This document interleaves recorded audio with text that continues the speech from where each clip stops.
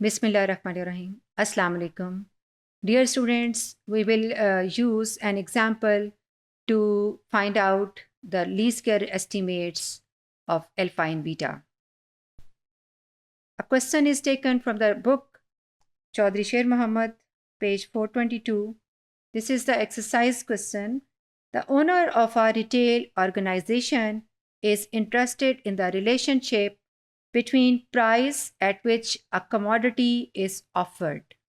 So this is a variable, price at which commodity is offered for sale, and the quantity sold. This is the other variable, quantity sold. The following sample data have been collected in which price and quantity sold are given. A part is plot scatter diagram and second is fit linear regression line.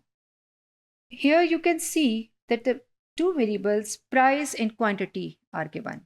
So which variable must be independent variable? Quantity or price? The variable which affect other is independent variable. Price quantity को effect करती है कि quantity price को effect करती है? Price quantity को effect करती है, तो इसलिए आपका प्राइस जो है वो क्या होगा? इंडिपेंडेंट वेरिएबल होगा, और क्वांटिटी सोल्ड प्राइस पे डिपेंड करेगा। इकोनॉमिक्स का रूल है कि जैसे ही आपकी प्राइस इंक्रीज करती है तो क्वांटिटी सोल्ड जो है वो कम हो जाती है। प्राइस को नीचे लेके आते हैं तो क्वांटिटी सोल्ड बढ़ना शुरू हो जाती है। इनमें इन्वर्स रिलेशनशिप है। अगर इनमें इन्वर्स रिलेशनशिप है तो हम स्कैटर प्लॉट बना के देखते हैं कि इसका रिलेशनशिप किस तरह से आ रहा है, जो सैम्पल डेटा इस क्वेश्चन में गिवन है। ये स्कैटर प्लॉट है, एक्सेल के थ्रू हमने इसको फाइंड आउट किया।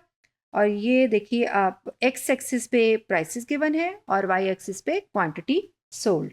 ठीक है जी, dependent variable along Y axis होना चाहिए। ठीक है, ये आपका डिपेंडेंट वेरिएबल है। और इंडिपेंडेंट वेरिएबल, इंडिपेंडेंट को फिक्स भी कहते हैं इसलिए कि इसको यूज़र अपनी मर्जी से सेलेक्ट करता है। ठीक है, और अब आप देखिए कि ये स्कैटर प्लॉट जो है इसका ट्रेंड डाउनवर्ड्स आ रहा है, नेगेटिव है, इनका रिलेशनशिप नेगेटिव है। तो अब देखते हैं कि ए और बी हम लीस्ट स्क्वायर एस्टिमेट्स एक्सेल के थ्रू फाइंड आउट करते हैं, तो देखेंगे कि क्या उसकी वैल्यू नेगेटिव आ रही है कि नहीं। तो पहले मैं एक्सेल को इसमें ओपन करती हूँ। ठीक है, एक्सेल फाइल ये आपके सामने है, prices and quantity sold. Price आपका इंडिपेंडेंट वेरिएबल है, तो हम अपनी याददाश्त के लिए इसमें लिख भी लेते हैं, this is independent variable and quantity sold is dependent variable. Okay, dependent variable. अब आपने इसमें स्कैटर प्लॉट बनाना है, तो जैसे कि आपको पता है कि पहले आपने रेंज सेलेक्ट की और इंसर्ट में जाके चार्ट्स में स्कैटर प्लॉट को क्लिक किया और आपके सामने ये ग्राफ आ गया, जिसको मैं ज़रा अभी एक साइड पे रख रही हूँ। इसको आप चेंज भी कर सकते हैं, कलर्स वगैरह भी चेंज कर सकते हैं। ठीक है, उसके बाद हम यूँ करते हैं कि इसमें इंटरसेप्ट और स्लोप को एक नए तरीके से फाइंड करते हैं। आप यूँ कीजिए कि सबसे पहले इसमें ए लिख देते हैं, ए इज़ इक्वल टू, ठीक है, ए आपका वाई इंटरसेप्ट है। एफ एक्स को क्लिक किया, ठीक है, एफ एक्स को क्लिक कर दिया, आपके पास एक और पॉपअप होके मेन्यू आ गया। इसमें मुख्तलिफ़ किस्म के आपको फंक्शंस, बिल्ट इन फंक्शंस नज़र आ रहे हैं। आपने इसमें यहाँ लाना है जहाँ लिखा है मोस्ट रिसेंटली यूज्ड, इसके साइड पर एरो है, इसको क्लिक किया। आपने इसमें सेलेक्ट करना है स्टैटिस्टिकल फंक्शंस। ठीक है, ये जो इंटरसेप्ट है और स्लोप, ये प्योर स्टैटिस्टिकल फंक्शंस हैं। इसको यहाँ से क्लिक कर दिया। अब वो फंक्शंस जो इस लाइब्रेरी के अंदर एग्जिस्ट कर रहे हैं वो यहाँ से नज़र आ रहे हैं आपको। आपने इंटरसेप्ट को ढूंढना है, तो इसका ईजीएस्ट वे तो ये है कि आई प्रेस कर दें। ठीक है, तो देखिए पहला ही आपको इंटरसेप्ट मिल गया। इंटरसेप्ट को यहाँ से क्लिक किया आपने, ठीक है, और ओके कर दिया। ठीक है, एक और विंडो आ गई। उस विंडो में पहली जो बार है वो आपको शो कर रही है नॉन वाइज, यानी आपने वाई को सेलेक्ट करना है। तो यहाँ से आप एरो से भी आप सीधा जा सकते हैं और वाई को सेलेक्ट कर सकते हैं, डिपेंडेंट वेरिएबल वाई। ठीक है, और इसको यहाँ से आपने ओके कर दिया और नॉन एक्स में आपने एक्स को सिलेक्ट किया। ठीक, और इस तरह से सिलेक्ट करके ले आए। दोनों रेंजेस आपकी बराबर में सेलेक्ट होनी चाहिए, पूरे पेयर्स कंप्लीट होने चाहिए, और आपने जहाँ से ओके कर दिया। यानी आपको टाइप नहीं कुछ करना पड़ा, सिर्फ आपने मेन्यू के थ्रू माउस से ही क्लिक करके फाइंड आउट कर लिया। उसके बाद आपने बी फाइंड करना है, बी इज इक्वल टू, ठीक है, और नेक्स्ट में कर्सर प्लेस किया और एफएक्स को क्लिक कर दिया।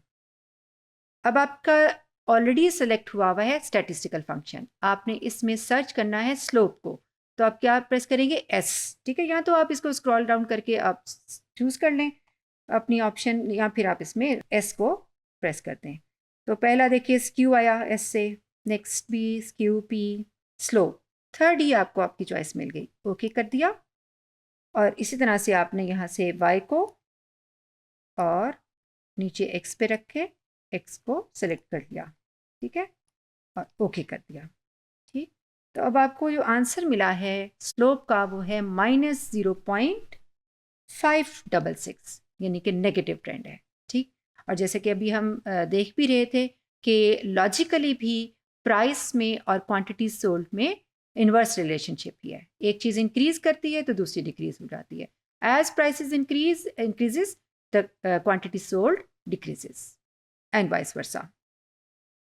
अब आपने इसमें क्या करना है कि ट्रेंड लाइन, अगर इसकी अपनी ट्रेंड लाइन बनानी है तो आपने इसमें जाकर प्लस साइन प्रेस किया और ट्रेंड लाइन को यहाँ से क्लिक कर दिया। ठीक है, ट्रेंड लाइन को क्लिक किया। आप देखिए ट्रेंड लाइन के आगे एरो बना हुआ है, अगर आप एरो क्लिक करें तो आपको मुख्तलिफ ऑप्शंस में इसमें नजर आएंगी। पहली ऑप्शन है linear, exponential, linear forecast, 2 period moving average and more options. ठीक है, आपने इसमें से लीनियर ही लेना है। ठीक है, लीनियर ले लिया। अच्छा, इसके साथ साथ हमारा मेन ऑब्जेक्टिव, जैसे कि हम डिस्कस कर चुके हैं, लीस्ट स्क्वायर रिग्रेशन का क्या है कि आप फोरकास्ट करना चाहते हैं वो टाइम, वो वक्त, वो प्राइस जो अभी नहीं आई है और आप उसके लिए वैल्यू को फाइंड आउट करना चाहते हैं। ठीक है, प्रिडिक्ट करना चाहते हैं, तो इसके लिए फोरकास्ट भी इसमें लीनियर फोरकास्ट आपको नज़र आ रहा है, लीनियर फोरकास्ट। अगर मैं इसको क्लिक करती हूँ तो लीनियर फोरकास्ट में, ठीक है, और इससे आपको, अगर आप सिंपल लीनियर करें और लीनियर फोरकास्ट करें तो आपको आपकी लाइन जो है वो थोड़ी सी लॉन्गर नज़र आएगी इसमें।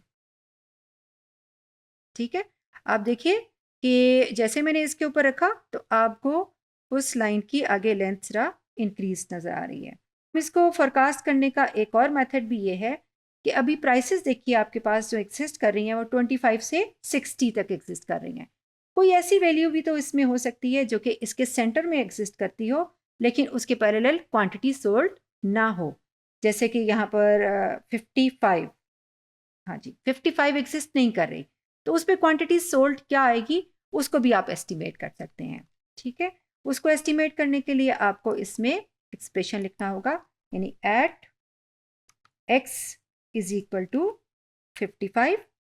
ठीक है, ये आपने लिखा, और y की वैल्यू क्या आएगी, इसके लिए आपने इज इक्वल टू प्रेस कर दिया, this is your a value, ठीक है जी, plus your b value and then multiply by 55। ठीक है, x की वैल्यू हमने इसमें सब्सिट्यूट कर दी, x की वैल्यू आपने 55 ली थी तो इसको ओके कर दिया। इसका मतलब है 99.28। अगर प्राइस को 55 पे ले आया जाए तो क्वांटिटी सोल्ड जो है वो आपकी 99 पे चली जाएगी। ठीक है, तो इस तरह से आप इसमें प्रिडिक्शन भी कर सकते हैं, फोरकास्ट भी कर सकते हैं, और वो वैल्यू जो इनसे सबसे बियॉन्ड है उसके लिए भी आप फाइंड आउट कर सकते हैं। इसकी आउटपुट जो है इसे हम इस तरह से लिखेंगे, 130 इज़ y इंटरसेप्ट, हमने a की वैल्यू इसमें सब्सिट्यूट कर दी 130, माइनस 0.566 इसका नेगेटिव ट्रेंड था तो स्लोप की वैल्यू नेगेटिव थी, तो b की वैल्यू इसमें इस तरह से सब्सिट्यूट कर दी। तो ये आपकी जो लाइन है ये लीस्ट स्क्वायर रिग्रेशन लाइन है for the given data. Thank you.